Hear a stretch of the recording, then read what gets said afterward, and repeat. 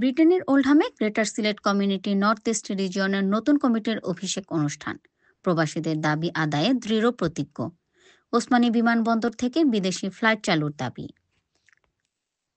বিপুল উৎসাহ উদ্দীপনায় অনাড়ম্বর ও উৎসবমুখর পরিবেশে greater Sylhet community UK north west রিজিয়নের বর্ণাঢ্য অভিষেক ও সাংস্কৃতিক অনুষ্ঠান এবং ডিনার পার্টি গত 12 নভেম্বর রাত 7 ঘটিকায় ব্রিটেনের ওল্ডহাম শহরের দি গ্র্যান্ড ভেন্যুতে সফলভাবে সম্পন্ন হয়েছে।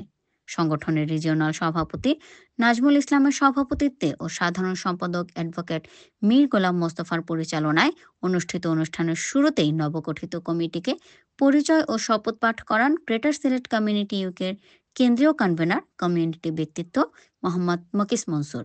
অভিষেক অনুষ্ঠানে প্রধান অতিথি হিসেবে উপস্থিত ছিলেন ম্যানচেস্টারস্থ বাংলাদেশ হাই কমিশনের সহকারী হাই কমিশনার মোহাম্মদ জোবায়েদ হোসেন।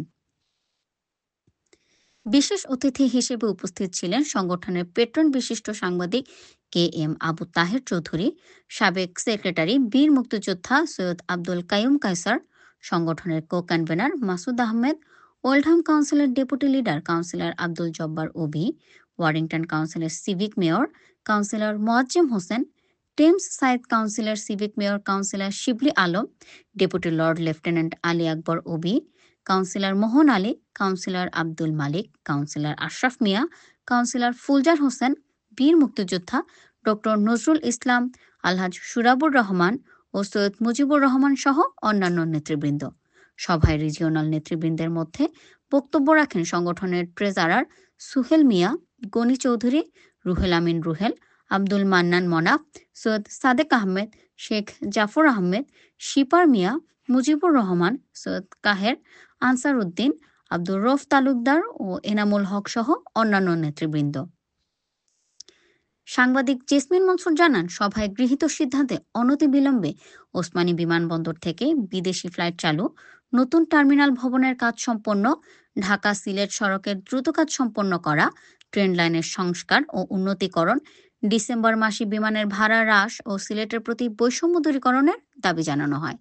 দাবি না মানলে অচিরেই বাংলাদেশের রেমিটেন্স বন্ধ ও বিমান বয়কটের ডাক দেওয়া হবে বলে ঘোষণা করা হয়।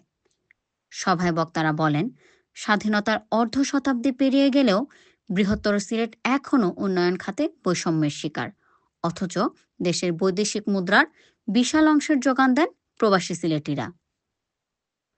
সভা থেকে সিলেট আন্তর্জাতিক বিমানবন্দরকে পূর্ণাঙ্গ বিমানবন্দরে রূপদান, Dhaka Sylhet nonstop train service চালু ও ডবল লাইনে উন্নতিকরণ, ঢাকা সিলেট মহাসড়কের উন্নয়ন কাজ দ্রুতগতিতে সম্পন্ন করার দাবি জানানো হয়।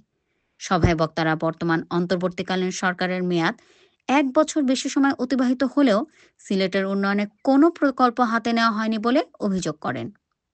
নিউজ ডেস্ক, সাদিয়া জাহান মনি, ফোকাস টিভি ইউকে।